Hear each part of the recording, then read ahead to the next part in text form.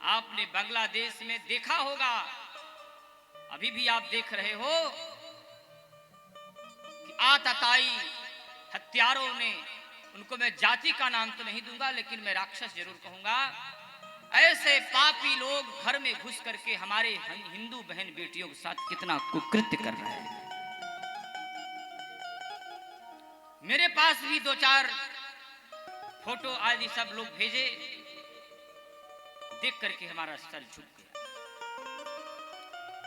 आज उस देश की हिंदू बहन बेटियां सुरक्षित नहीं है, गुहार लगा रही हैं, लेकिन कोई उनकी रक्षा के लिए खड़ा नहीं हो रहा है। बहन बेटियों के साथ अत्याचार, दुराचार हो रहा है, जघन्य हो रहा है, अपराध हो रहा है, लेकिन मजाल नहीं कोई बोल रहे। हिंदू पुजारियों के साथ वहां अपराध, उनको मारा जा रहा है, उनको दंड दिया जा रहा है, उनको चौराहे पर लटका करके, नंगे करके लटका दिया जा रहा है। अपने हिंदू भाई बहनों के साथ जघन्य अपराध हो रहा है। क्यों? कि वहां के लोग सोए हुए थे जैसे आप अभी सोए हुए। आपको क्या लग रहा है कि हम सुरक्षित हैं? हमारे हिंदुओं का एक दोष है कि जब तक तुम्हारे घर पर कोई प्रहार नहीं करेगा तब तक तुम जागोगे नहीं, तब तक नहीं जागोगे जब तक तुम्हारे द्वार को तोड़कर लोग अंदर न घुस जाएं। जिस दिन हत्यारों ने तुम्हारे घर में घुस करके बहन बेटियों को लेकर भाग जाएंगे, रोते हुए गुहार मचाओगे, बगल का व्यक्ति खड़ा नहीं होगा तुम्हारे लिए, क्योंकि असुरों की संख्या बढ़ती जा रही है। बांग्लादेश की स्थिति देखो, घर में इन सालों हत्यारों ने घुस घुस करके हमारे ही हिंदू बहन बेटियों को माँ बाप के सामने कितनी जघन्य अपराध करके और लटका दे रहे हैं, चौराहों पर काट दे रहे हैं, बोरा में भरकर माँ बाप के सामने फेंक दे रहे हैं। माँ बाप के सामने बेटियों का बेइज्जती, बच्चों के सामने माँ बाप की बेइज्जती, ऐसा तो जीवन मैंने कभी नहीं देखा था। लेकिन धिक्कार है ऐसे लोगों पर। मैं व्यासपीठ से कहता हूं, ऐसे लोगों का तो सर्वनाश हो ही जाएगा।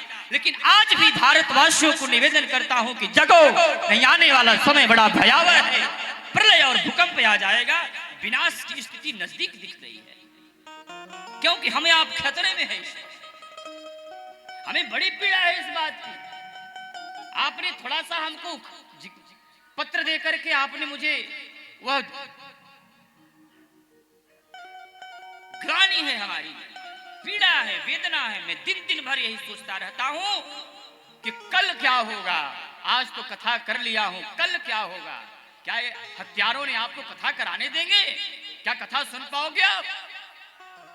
जहां नीचों को शंख ध्वनि पाप लगता है, मृदंग घंटी भी सुनने में पाप लगता है, अत्याचारियों आताताइयों को क्या ये कथा सुन पाएंगे कभी?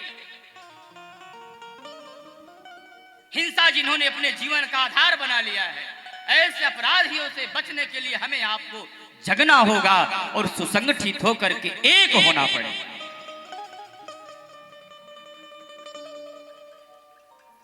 इसलिए जगो। अब आपको जगने का समय आ गया है, आपको सुसंगठित होने का समय आ गया है। नहीं आने वाला समय अगर आप नहीं सुसंगठित हुए, अगर आप एक नहीं हुए, छोड़ दो। आप पांडे हो कि आप प्रजापति हो कि आप यादव हो कि पटेल हो, सब भूल जाओ, मात्र हिंदू हो। एक होकर के हिंदू राष्ट्र के प्रति समर्पित बन जाओ। इस समय सब भूल जाओ मैं किस जाति का हूं, किस पार्टी, मात्र हिंदू का नारा लगा करके, सुसंगठित होकर के हिंदू एकता का नारा लगाकर भारत को हिंदू राष्ट्र बनाने के लिए प्रेरित करो, सरकार से प्रार्थना करो। और एक बात और, जनसंख्या नियंत्रण कानून भी आए, ऐसा भी सरकार से प्रार्थना करनी चाहिए। आने वाला समय बहुत भयावह है। असुरों की संख्या, राक्षसों की संख्या बढ़ती जा रही है। अभी हिंदू बनो बस, छोड़ दो कि हम फलाने हैं, ठिकाने हैं, हम पाणे हैं, उपधिया हैं, चौबे हैं, हम यादव हैं, ठाकुर हैं, गुप्ता हैं, चौबे हैं, सब छोड़ दो। मात्र हिंदू बनो और हिंदू बन करके सुसंगठित हो करके हिंदू राष्ट्र बनाने के लिए निवेदन करो। राष्ट्र नहीं साहब, आने वाला समय बहुत भयावह है, बहुत विचित्र स्थितियां हो जाएगी। 47-44 आते आते इसी भारत देश में आतंक फैलाएंगे। इसलिए जगना होगा, सजग होना होगा, सतर्क होना होगा। अपने बच्चों को बताइए, उनको भी इतिहास पढ़ाइए। हम क्या हैं माने नहीं रखता, आपके पास मजबूती कितनी है ये माने रखता है, आपके पास लोग कितने हैं ये माने रखता है। जाति के आधार पर लोग राजनीति कर रहे हैं और आने वाले इनको क्या, इनका तो लंदन, मलेशिया, दुबई, अमेरिका में घर बनाए बैठे हैं, भाग जाएंगे। हम लोगों का यहाँ विपत्ति हुई, ये यहाँ बैठा हुआ, इनका कुछ नहीं बिगड़ने वाला। जो बड़े बड़े बैठे हैं ऊपर, सब जाके देखा आया हूं लोगों का घर बंगला, वही तो देखने गए थे, सब भाग जाएंगे तुरंत, आफत ही आएगा, हम लोग मरेंगे उसमें। इसलिए अब एक होने की आवश्यकता है, एकता हो, सुसंगठित।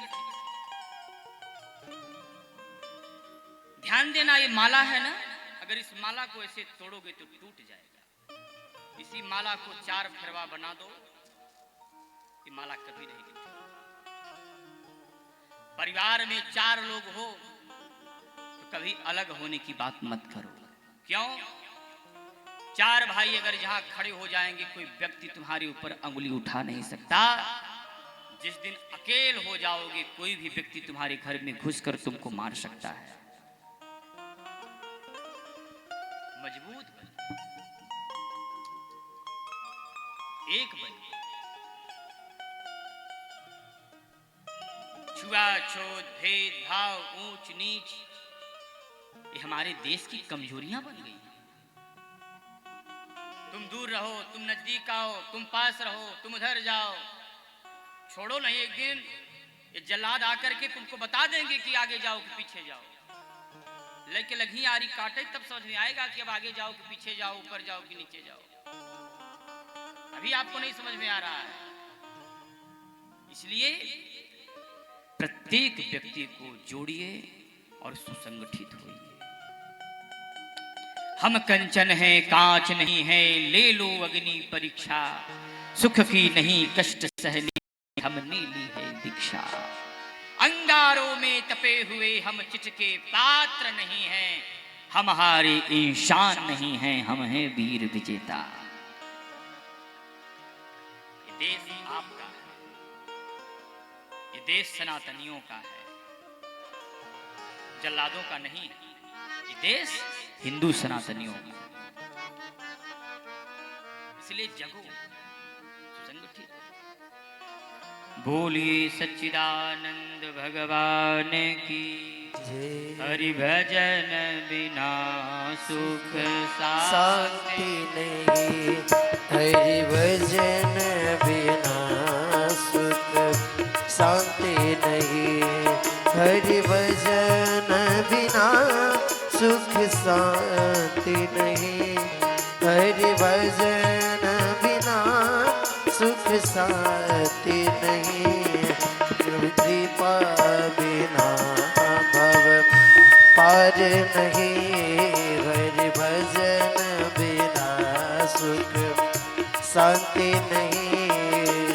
नारायण नारायण नारायण, श्रीमन नारायण नारायण नारायण, श्रीमन नारायण नारायण नारायण, श्रीमन नारायण नारायण नारायण, श्रीमन नारायण नारायण नारायण, श्रीमन नारायण नारायण नारायण। बोलिए सच्चिदानंद भगवान की जय।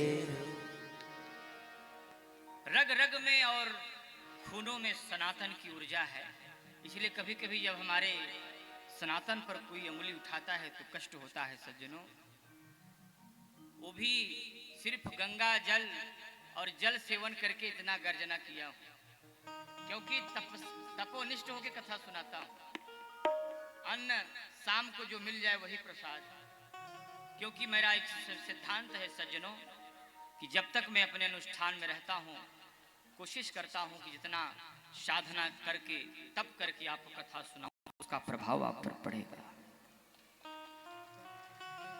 बने हम हिंद के योगी धरेंगे ध्यान भारत का।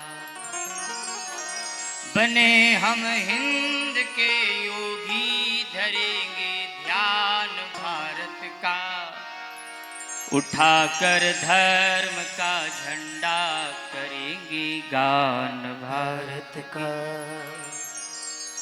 नसों में रक्त ऋषियों का, उदर में अन्न भारत की।